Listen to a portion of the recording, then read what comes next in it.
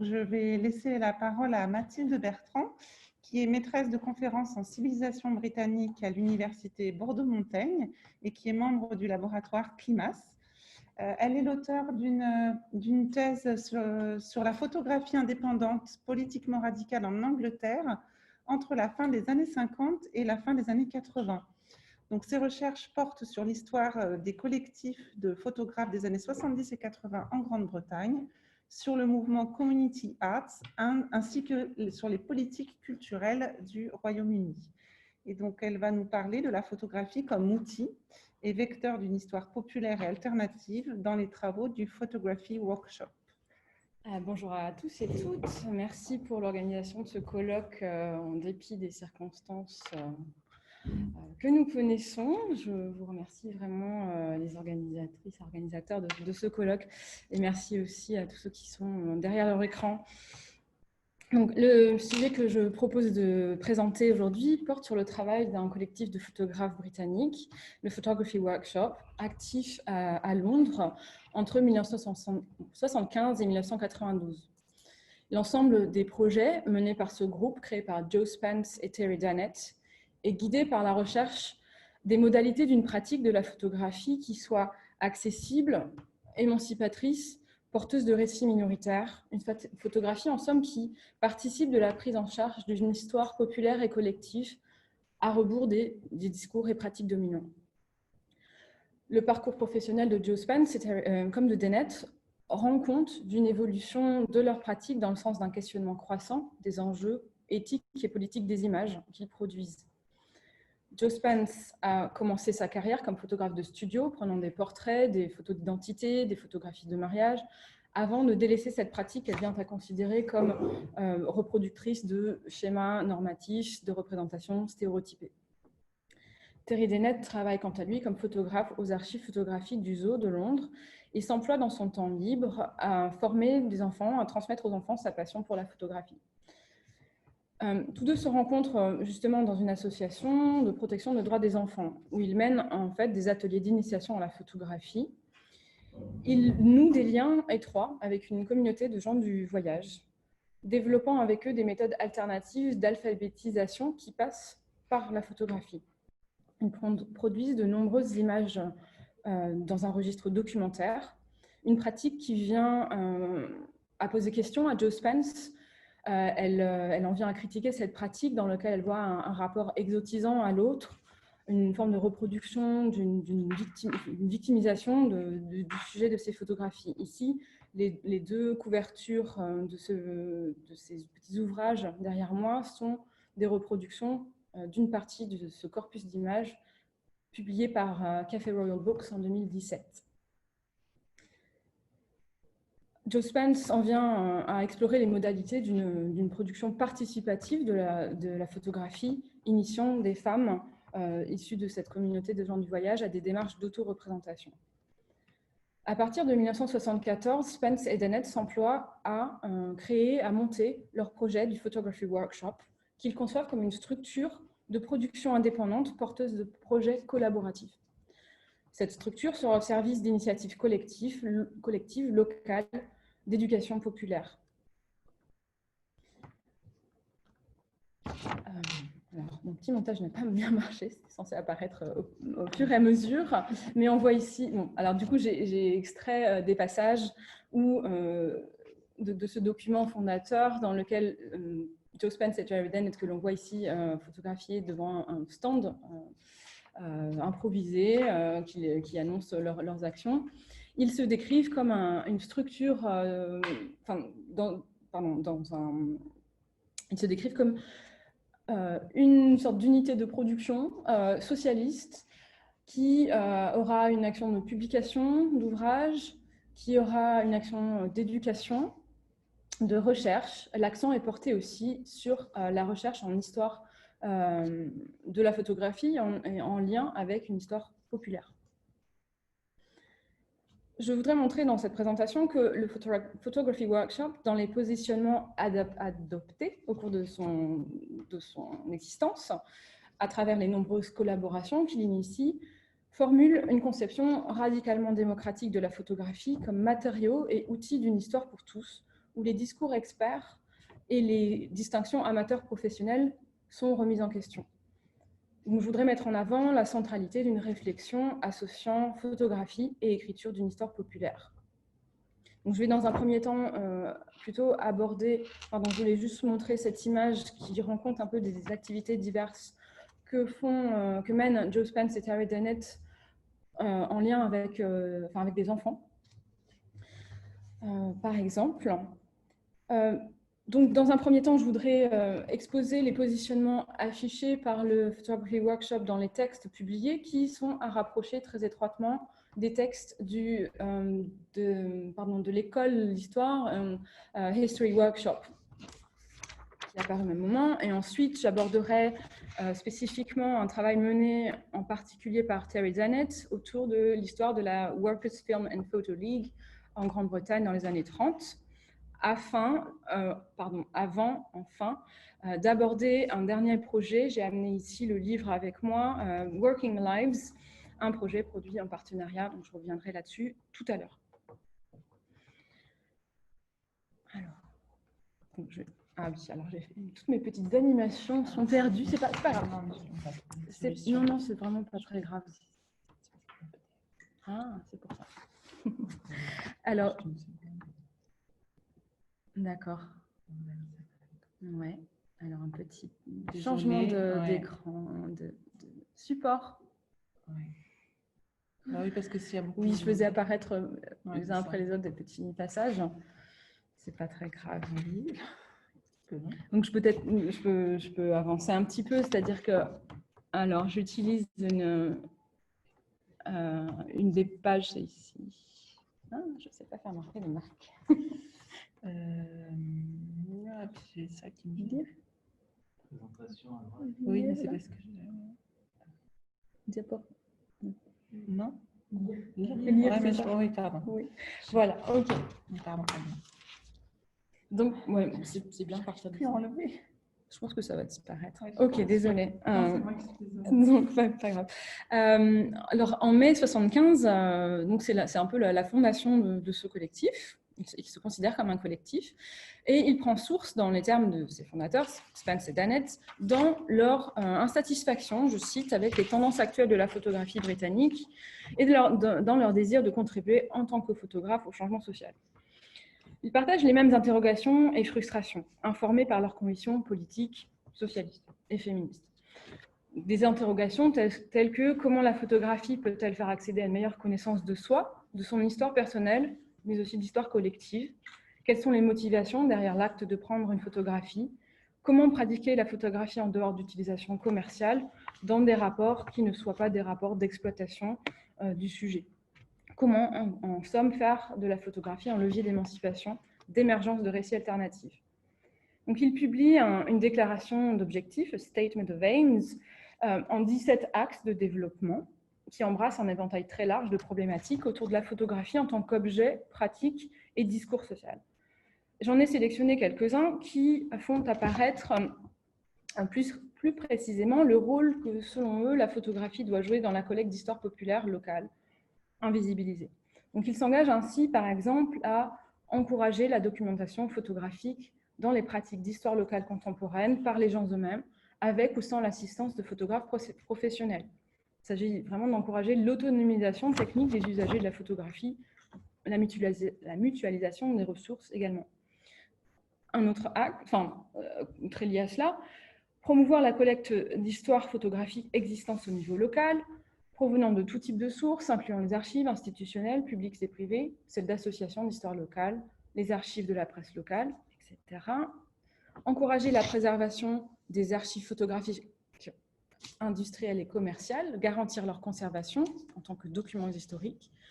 Enfin, encourager la création d'un musée populaire d'histoire de la photographie, ce qu'ils appellent le People's Photo History Museum. L'accent est vraiment porté, là c'est une sélection que j'ai faite parmi les axes qu'ils déploient, sur la nécessité de préserver des archives photographiques déconsidérées, celles qui témoignent d'une histoire sociale, locale, donc dans une perspective par le bas.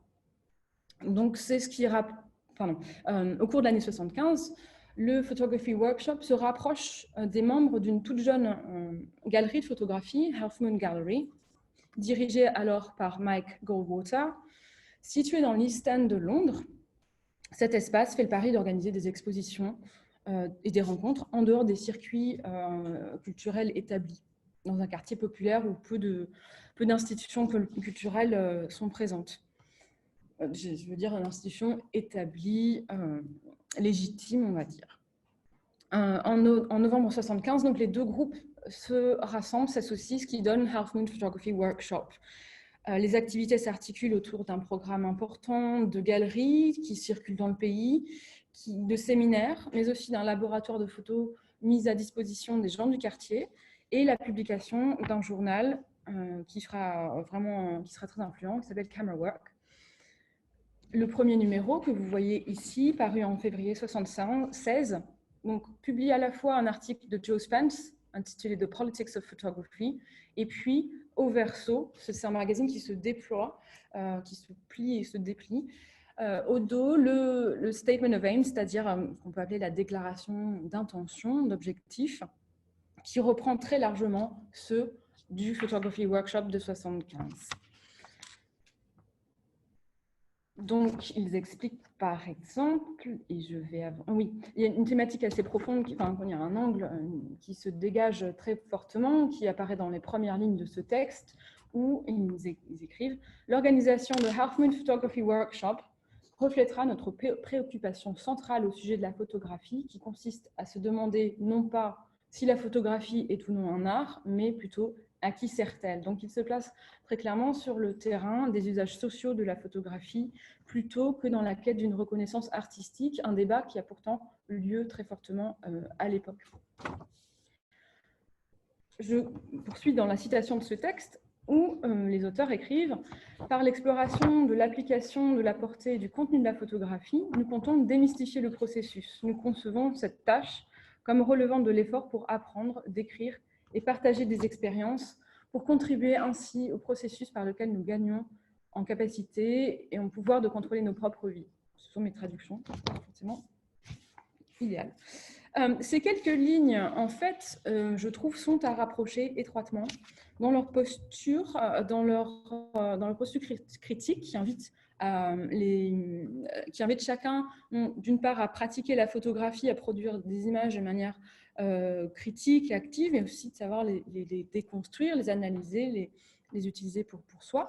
Et donc, ça fait vraiment écho avec les premières lignes de l'éditorial de History Workshop Journal qui apparaît à la même époque. Donc, quelques mots sur le History Workshop. C'est vraiment issu d'un séminaire impulsé par l'historien Raphael Samuel dans les années 60, qui déploie une conception de l'histoire par le bas, produite par des ouvriers historiens.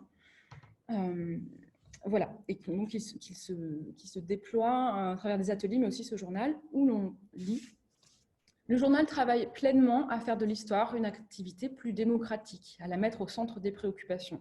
Nous croyons que l'histoire est une source d'inspiration et de compréhension qui non seulement permet d'interpréter le passé, mais qui offre également le meilleur point de vue critique pour comprendre le présent.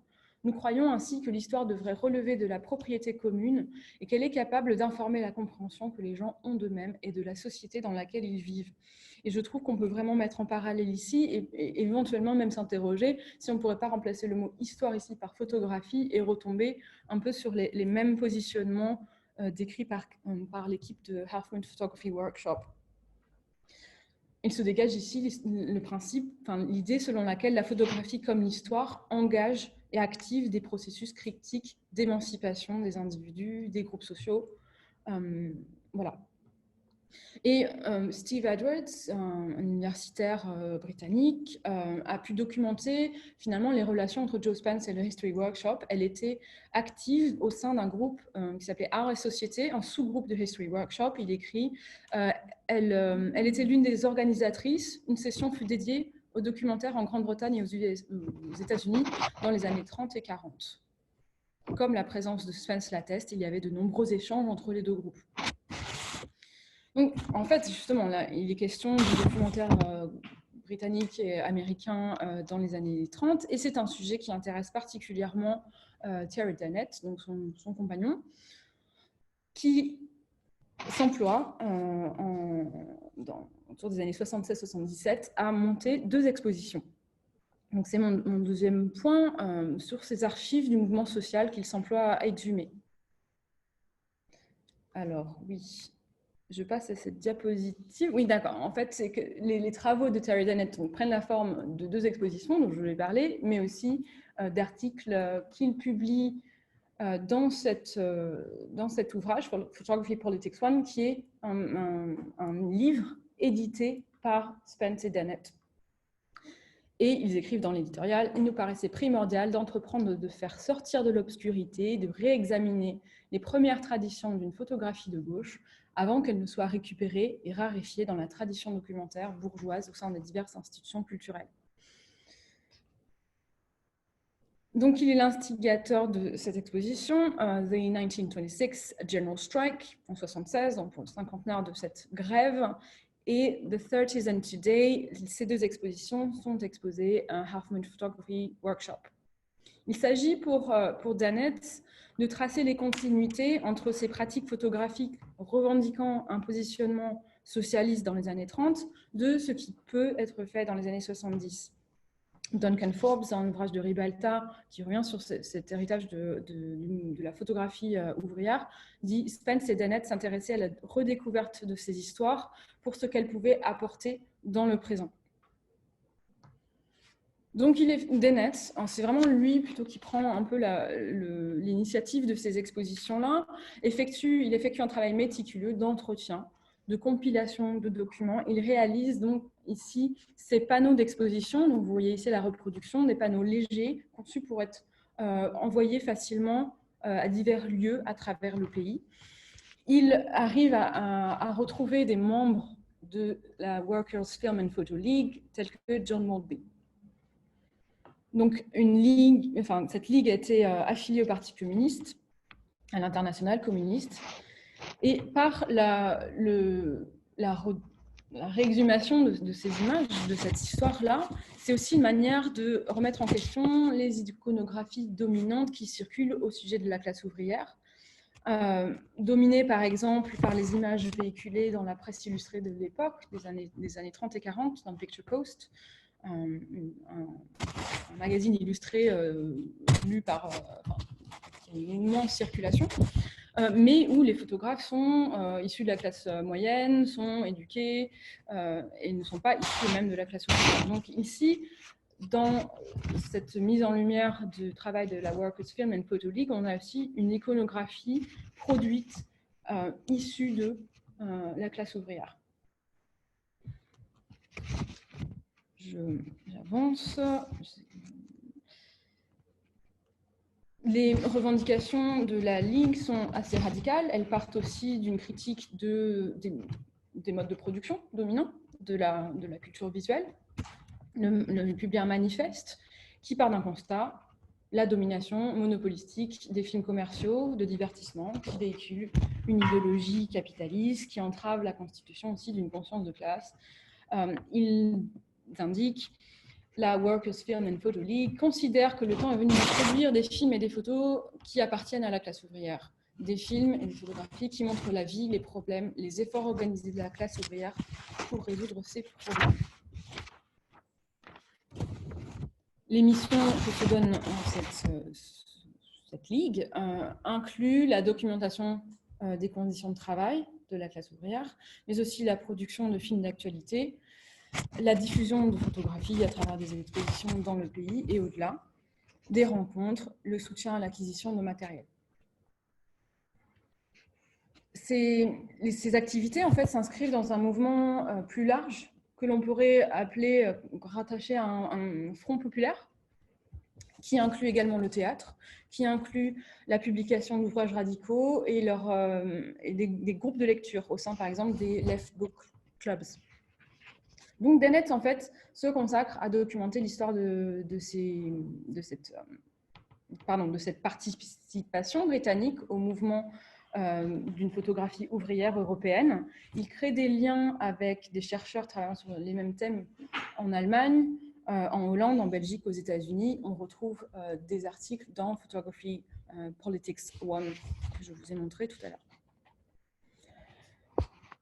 Donc, l'intérêt pour la recherche sur cette photographie ouvrière britannique s'inscrit pour le Photography Workshop dans un projet plus général d'inventer ou de renouer avec les modalités d'une utilisation socialiste de la photographie dans le présent. Ils ne cachent pas Tennant et Spence ne cachent vraiment pas leurs convictions socialistes, ce qui peut poser problème aussi dans leur rapport avec les membres de Half Moon Gallery. Et je souhaite, dans cette dernière partie de mon intervention, aborder une collaboration menée entre 1974 et 1979 avec une autre organisation qui s'appelle Centerprise, qui associe donc très étroitement histoire locale, récit de vie à la première personne et photographie. Donc, je voudrais parler de ces ouvrages, Working Lives, et notamment le numéro 2, le volume 2, paru en 1977. Vous voyez qu'ils ne traitent pas la même période, le premier volume 1905-45 et le deuxième 45-77. Donc, c'est le fruit d'une coopération, comme je disais, avec Centerprise et d'autres photographes, Sally Greenhill, Barry Lewis, Neil Martinson et Michael Ann Mullen. Donc, ces deux ouvrages abordent le thème du travail, de la vie locale dans la circonscription de Hackney, East London, donc toujours un petit peu ce même secteur de Londres. Les photographes associés à ce projet se connaissent tous de près ou de loin. Ils ont pu travailler ensemble, collaborer ensemble, notamment Joe Spence et Michael Ann Mullen au sein d'un collectif féministe qui s'appelle les Hackney Flashers, actifs à la même époque. Quant à Centerprise, c'est une librairie indépendante. C'est la seule qui existe dans ce quartier de Hackney. Et c'est plus qu'une librairie, c'est aussi un espace de ressources, d'aide, un advice center, tel qu'il est présenté ici.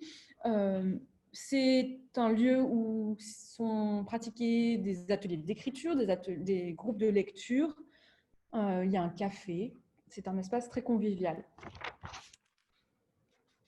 Donc, les deux volumes de Working Lives sont le fruit d'un travail entre un groupe de volontaires qui fréquentent Centerprise régulièrement et qui forment un groupe, un atelier d'histoire locale basé sur le principe de l'autobiographie.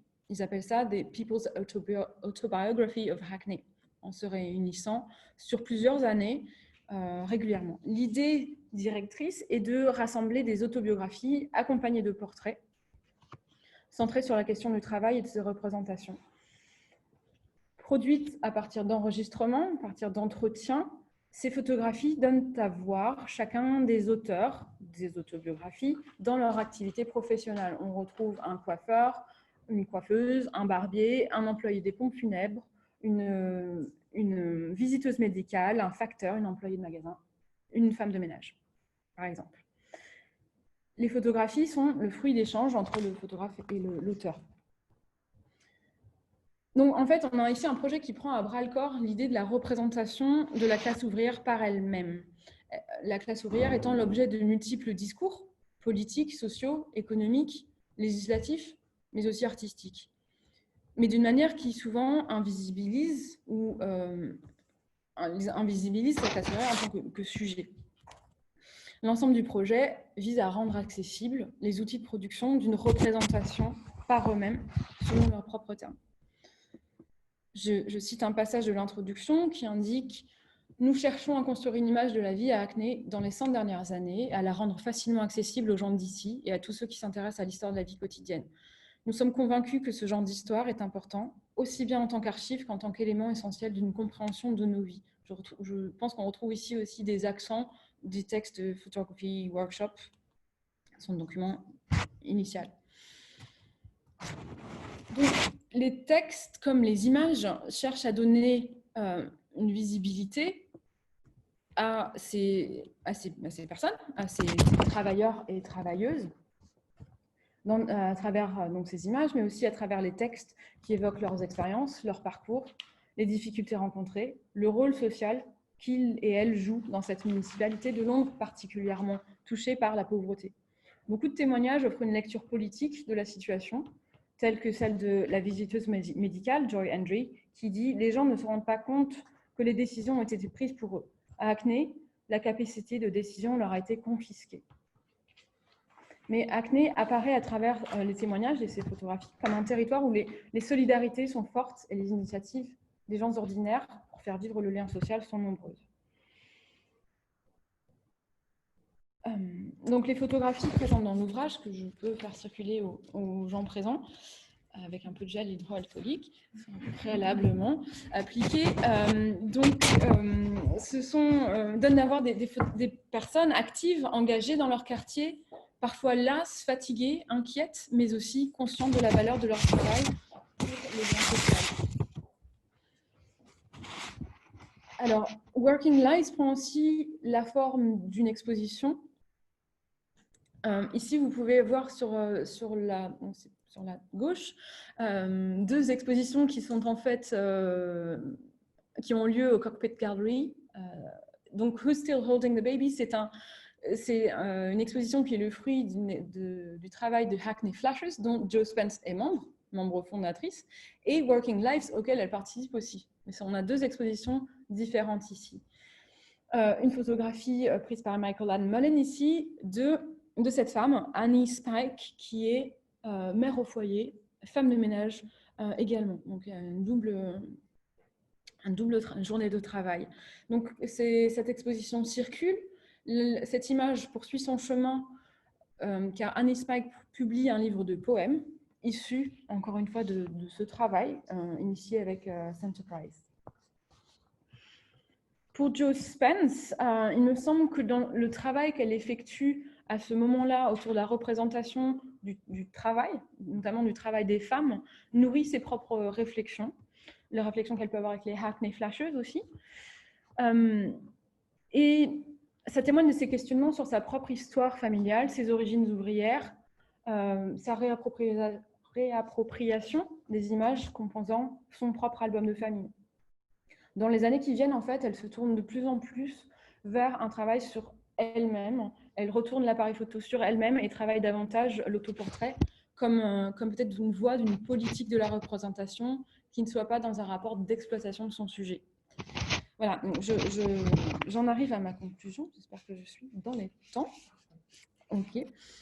Donc, que ce soit dans la recherche sur l'histoire des mobilisations des utilisations militantes de la photographie dans les années 30, ou bien dans la mise en pratique de projets collaboratifs, dans la production d'écrits aussi, nombreux, que produit le Photography Workshop, il me semble qu'il est guidé par la recherche des leviers politiques et culturels d'une émancipation individuelle, mais aussi collective, d'une autonomisation des sujets. Et donc, on a un travail très ancré dans la vie locale de l'East End, notamment de Hackney. Voilà, on a aussi un écho de ça dans Hackney Flashers, qui est cet autre collectif que Jo Spence crée, qui est tout à fait associé à Photography Workshop. Donc, on a ici des pratiques photographiques critiques et très pertinentes au regard de l'articulation entre représentation, pouvoir, autonomie du sujet. Certaines des images produites, notamment dans le cadre du projet Working Lives, continuent de circuler. Neil Martinson, l'un des photographes qui a participé au projet, qui vit toujours à Londres, a vu ces photographies reprises et republiées dans ces deux ouvrages ici, 2020 et 2018. Donc, on a toujours Café Royal Books, qui est une petite maison d'édition qui publie des petits livrets, en fait, vraiment essentiellement basés sur des images noires et blancs, cette époque-là, les années 70-80, avec très peu de texte. L'autre ouvrage de 2020, publié par Hoxton Mini Press, donc remet un peu à l'honneur le travail de Martinson dans ces années-là. Et ces images-là font partie vraiment de Working Lives. On a ici le bar qui s'appelle Lou, je ne sais plus, son nom dans l'ouvrage. Donc, par contre, ce que je trouve, ce qui diffère ici, c'est que ces images se trouvent détachées des textes autobiographiques qu'elles accompagnaient à l'origine, pour devenir des images d'une Grande-Bretagne plus vintage, en fait. C'est un peu l'esthétique de Hoxton Mini Press, publié dans un beau livre. Et les histoires, les parcours, les points de vue des individus qui sont les sujets de ces images sont, en fait, à nouveau, quelque part, marginalisés, ignorés. Donc, on a ici des contextes de circulation de ces images très différents, alors que prévaut aujourd'hui leur valeur historique, leur valeur plus documentaire, signe d'une époque révolue, une époque d'avant les assauts idéologiques du satirisme, qui a, pour le coup, durablement sabordé les notions d'action collective, la conscience de classe que pouvait avoir la classe ouvrière. Donc on a ici, quelque part, un procédé d'esthétisation vintage, alors que la transformation, particulièrement de ces quartiers arachnées, sous l'effet de la gentrification, aurait tendance à un peu effacer, invisibiliser la mémoire d'un passé ouvrier beaucoup plus radical, plus contestataire. Ceci dit, dans l'ouvrage publié par Oxford Mini Press, on retrouve aussi d'autres images produites par Martinson à cette époque-là, où il est question aussi, il republie des images de lutte, des images de grève, notamment autour de la fermeture d'hôpitaux dans le quartier de Bethnal Green. Donc il y a aussi en fait toute cette mémoire des contestations qui n'est pas effacée, qui est quand même là, même si les témoignages autobiographiques ont pour le coup plutôt disparu. Voilà, je m'en tiens là.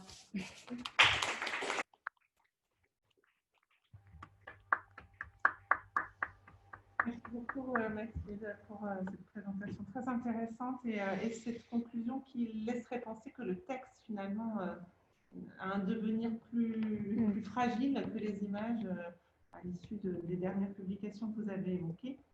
Mais je laisse la parole alors peut-être soit aux personnes qui sont sur Zoom ou évidemment aux présents dans la salle, si vous avez des questions. Ah, je coupe le micro. Je ne sais pas. On va peut-être laisser les images.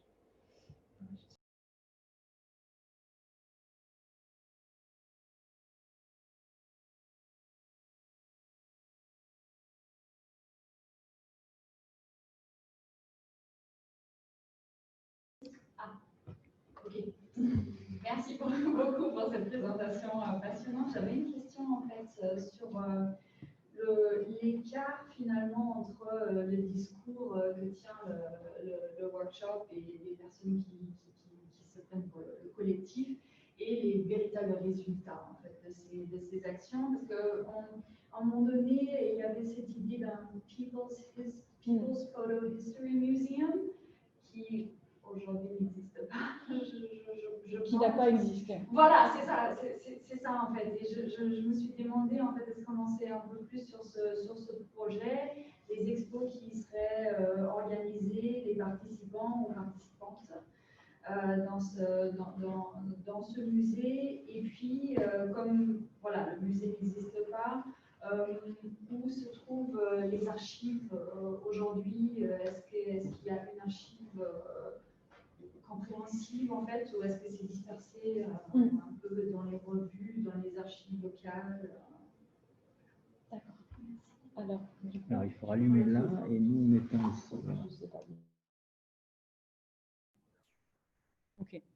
Merci pour ces questions. Alors, la question du People's Photo History Museum est restée à l'état de projet, en fait, de désir de la part de Spence et Dennett d'avoir ce genre d'espace, mais n'a pas vu le jour. Ils ont quand même pu, dans le temps qu'ils ont été associés au Half Moon Photography Workshop, ça a rapidement, ils se sont séparés en 1977. En particulier en raison de divergences politiques ils étaient considérés comme beaucoup trop radicaux par le reste du groupe. Mais donc, par contre, le temps où ils ont travaillé ensemble, ils ont pu impulser des expositions qui rendaient compte en fait de cette histoire locale. Ils ont aussi beaucoup animé le laboratoire photographique qui était mis à disposition des gens du quartier. Ça, c'était quelque chose qu'ils avaient à cœur. Donc, par ce biais-là, ils ont pu essayer de produire, en tout cas, des images avec les gens du quartier. Et alors, pour ce qui est des archives, elles sont...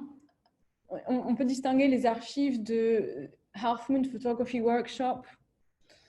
Donc, il a gardé ce nom pendant longtemps, même après le divorce, si vous voulez, avec Photography Workshop, qui est devenu Camera Work ensuite, qui était aussi le titre de leur publication, et c'est devenu finalement le nom de la galerie elle-même dans les années 80. Et ça, les locaux qu'ils occupaient sont aujourd'hui occupés par une galerie qui s'appelle Four Corners, et qui a numérisé l'ensemble des archives qu'ils avaient et qui sont disponibles en ligne. Donc ça, c'est vous tapez Four Corners Archive et vous tombez sur les archives. Tous les numéros de Camera Work ont été numérisés, tous les articles. Alors, du temps de ma thèse, ce n'était pas le cas, donc c'était plus compliqué. Donc voilà, il y a ça. Ils ont tout numérisé et ensuite fait conserver ces archives au Bishopsgate Institute à Londres. Donc, c'est aussi un autre moyen d'y avoir accès.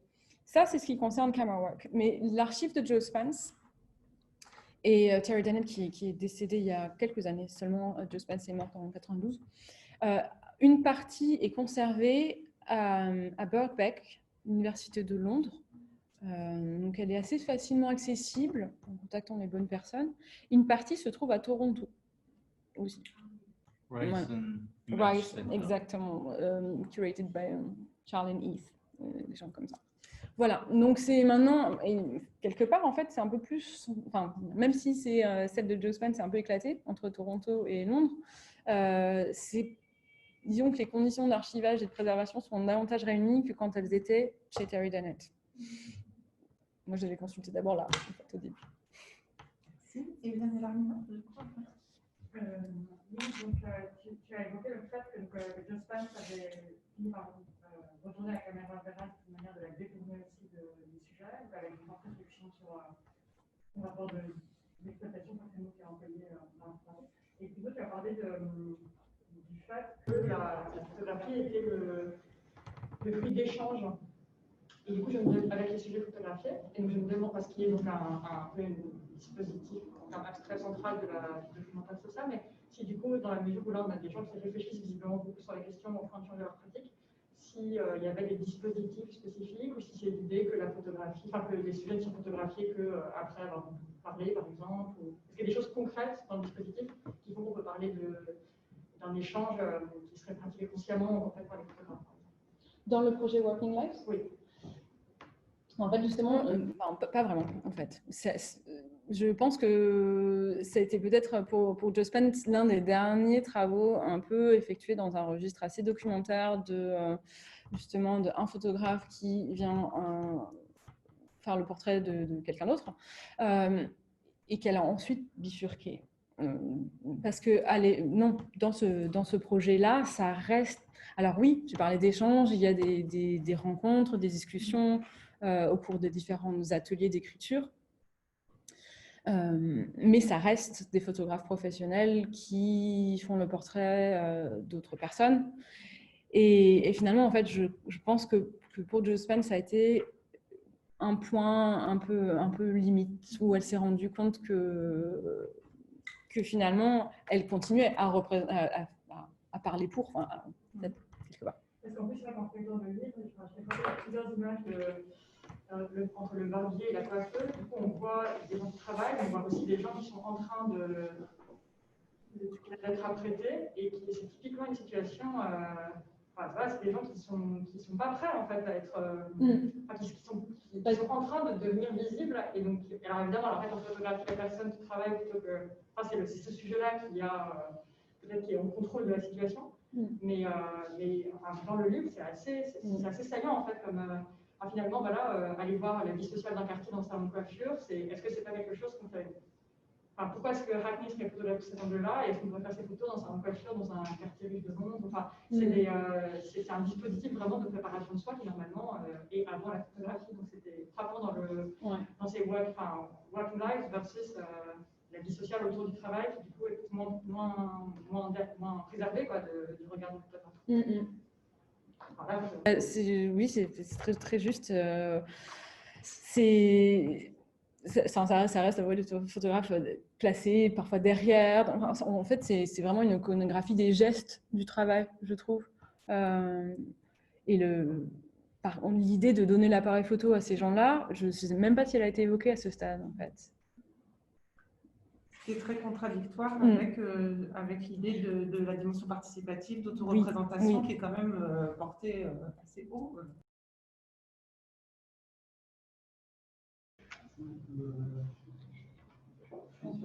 C'est bien parfait. Non, vas-y. Moi, j'avais une question par rapport. Alors, je connais très peu l'histoire britannique, mais est-ce que tout le travail il est centré sur une dignité de la classe ouvrière au travail, qui a du travail, et est-ce que en retour, il y a une visibilité de ceux qui n'ont plus de travail et qui sont en rupture justement avec cette société du travail, du rêve communiste et notamment les contre-cultures qui se développent en Angleterre en ce moment, notamment dans Scarface. Alors, oui, ça me fait penser au travail d'un autre collectif de photographes qui s'appelle Exit, qui se forme à la fin des années 70 et il publie, alors ça ne va pas être centré sur Hackney, mais plutôt sur la Grande-Bretagne. L'ouvrage qu'il produit s'appelle Survival Programs, ce qui en dit long sur l'état de la Grande-Bretagne fin des années 70, au moment de l'arrivée au pouvoir de Thatcher. C'est une esthétique documentaire, enfin, très sombre, très chargé, avec des textes en fait. Et là, pour le coup, je pense qu'il y a aussi une recherche de quelque chose de rendre compte de la vie des personnes, en associant photographie et discours de soi.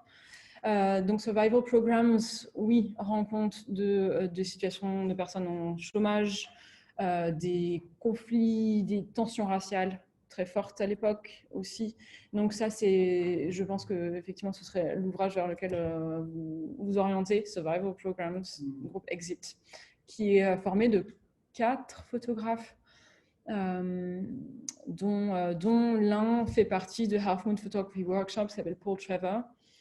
Il y en a un qui s'appelle Nick Batty. Val Wilmer en a fait partie aussi, c'est la seule femme de ce groupe-là. Après, Half Moon Gallery a fait beaucoup d'expositions vraiment en rapport avec la situation politique, économique de la Grande-Bretagne contemporaine. Donc, ça a été un peu une caisse de résonance aussi de ces thématiques-là au sein de cet espace d'exposition. Les relations aux personnes photographiées et en termes de commissariat un peu des images, et c'est du même genre, ou finalement il y a deux façons d'envisager complètement la relation aux habitants, à la localité. Je ne sais pas si je peux rentrer. Je dois faire. Alors. Dans Survival, par rapport à ce projet, par exemple, le type de relation instaurée avec les gens qui vont être photographiés, ou avec les gens qui photographient dans des ateliers, est différente ou liée à d'autres perspectives aussi idéologiques? Je pense que la durée de production de Survival Programs a déjà été plus courte, mais néanmoins, je sais que Paul Trevor a passé du temps, de mémoire, hein, ça fait longtemps que je ne l'ai pas eu en main, il était plutôt à Nottingham. Il a passé du temps auprès des gens et à nouer des liens en fait, avec eux. Et puis c'est aussi un ouvrage dans lequel on rentre dans le dur de la vie des gens, enfin, qui se livrent et tout. Donc, il y a aussi quand même cette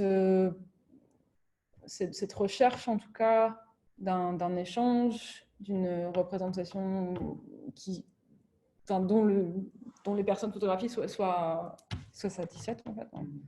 Enfin, satisfaites. Il y a une dernière question. Ok. Merci Mathilde pour cette présentation. Je connais assez mal le contexte de la Grande-Bretagne à cette époque, mais je me demandais s'il y avait des liens éventuels entre le photography workshop et des collectifs qui se sont institutionnalisés à la même époque, notamment comme Photographe ABP. Voilà. Même dans le collectif d'IMAX, mais le collectif d'IMAX qui ne s'est pas institutionnalisé, il me semble. Voilà. Alors, Autograph apparaît un petit peu plus tard, dans les années 80, mais oui, ils se connaissent tous, en fait. Ils se connaissent tous à cette époque-là. L'un des collectifs qui a perduré, qui existe encore aussi aujourd'hui, s'appelle Amber, et ils sont à Newcastle. Et eux sont à Newcastle depuis 69 et c'est un collectif qui rassemble des photographes et aussi des réalisateurs de films qui revendiquent vraiment un attachement à une tradition documentaire. J'ai un peu perdu le fil de l'autre question. Alors, Autograph, effectivement, enfin, c'est des thématiques dont Half Moon est très... Half Moon Gallery, Half Moon Photography Workshop sont très en soutien, en fait. Ouais. Je pars un peu mes mots. Et une dernière. Merci beaucoup pour ta présentation. Je me demandais en termes de conception d'image, parce que finalement c'est une conception assez optimiste où faire des images changerait l'ordre social, etc. Je me demandais, enfin, j'aurais plein de questions à te poser, mais par exemple, pour se concentrer aussi sur un questionnement que j'avais moi dans la thèse, qui était sur la conception. Est-ce qu'on peut avoir une conception féministe de ce que c'est de produire des images des femmes, est-ce que c'est possible en fait de produire une autre image et ça revient à ce que c'est que la photographie, est-ce que c'est forcément objectivant et finalement est-ce que ça peut proposer un autre modèle social, iconographique, etc. Enfin, je me demandais, voilà, est-ce que c'est des questions qui affleurent un peu dans les réflexions, parce qu'ils ont l'air de vraiment articuler pratique et théorie, et du coup, j'avais un peu regardé quand j'étais en Angleterre, justement, à la photographie politique, et tout ça, mais voilà, si tu as des choses à nous partager sur ça. Alors oui, Jo Spence, elle fait constamment des va-et-vient entre sa pratique et la recherche d'une théorisation de tout cela. Elle s'interroge aussi sur la naïveté de se dire bon, on va transformer les représentations, subvertir les représentations dominantes, proposer des choses alternatives. Elle a conscience un peu de cette forme de naïveté-là et cherche vraiment à déconstruire dans sa pratique tout ce qui peut reproduire des relations de pouvoir. Et donc, je pense que c'est au sein de Hackney Flashes, le collectif féministe auquel elle appartient, qu'elle mène vraiment ces réflexions-là. Alors, elles ont laissé assez peu de traces écrites en fait, de leurs échanges. Il y a des textes qu'elles ont pu publier ou qu'elle-même ensuite a pu... Jo Spence, elle a beaucoup ensuite travaillé. Vraiment, la fin de cette période-là, la fin des années 70, elle commence à travailler sur son propre album de famille, à s'interroger sur les récits personnels qui sont inscrits dans ces photographies de famille-là. Et c'est comment dire, elle publie des ouvrages à cette occasion-là, Putting Myself in the Picture, par exemple. Il y a aussi Cultural Sniping, qui reprend beaucoup de ses textes. Donc, il y aurait peut-être à aller voir de ce côté-là. Elle est presque autant connue aujourd'hui en Grande-Bretagne, où elle commence à avoir pas mal de notoriété, comme photographe, mais aussi comme théoricienne.